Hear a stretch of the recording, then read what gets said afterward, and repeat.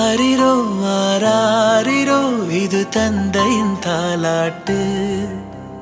பூமியே புதிதானதே இவள் மழலையின் மொழி கேட்டு.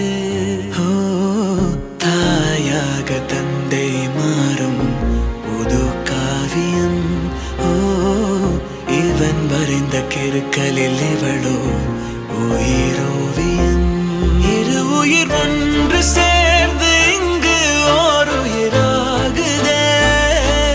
கருவறை இல்லை என்ற போதும் சுமந்திட தோணுதே.